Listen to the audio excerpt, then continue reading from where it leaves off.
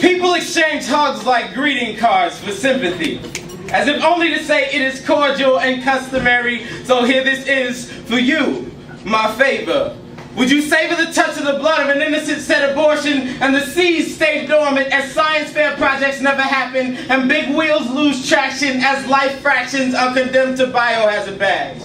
By the time we get it right, 3 million children will have drowned in the rain trying to swallow the drops of selfishness with stomachs barely big enough to carry the grief and bladders too small to contain the bodily fluids that created them. This is my abortion poem. Come on, every man and or woman who has laid down and felt they got up with a burden, every man who has ignored that voice in his head that said you don't really know her that well, you might want to wrap it up, and every woman who has trusted that man enough not to protect herself. This is for every time we've heard, it just feels better.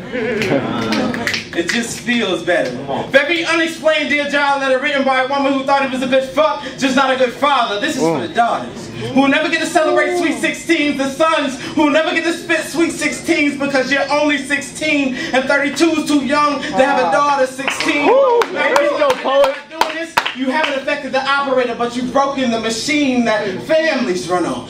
And as prison sentences run on, this is my pro-abortion poem. For a father who will never be a father, just a baby's daddy, and that he had 3 more years to acquire the knowledge necessary, he would have raised his son to be a prophet, not a profiteer, an asset, not a liability, and a mom who works 3 jobs to take care of her daughter who now through blood, sweat, and years has broken the barrier barricading her innocence. And since mom works too much to offer proper guidance, friends offer their opinions as she completes the cycle, and we complete the cycle, and he completes the cycle because he says it just feels better. But this is my contraceptive poem.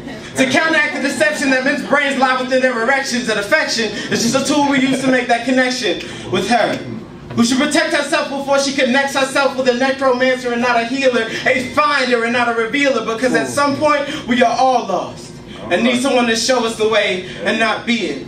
And a 1/3 of a millimeter of latex can mean the difference between a drought and a flood, great joy and great depression, lifelines and flatlines. And with that line, I'll end it, saying that we are all searching for our soul's counterpart in another, but please, for the sake of your future daughters, your potential sons, your families, don't rush the process. Yeah, poet.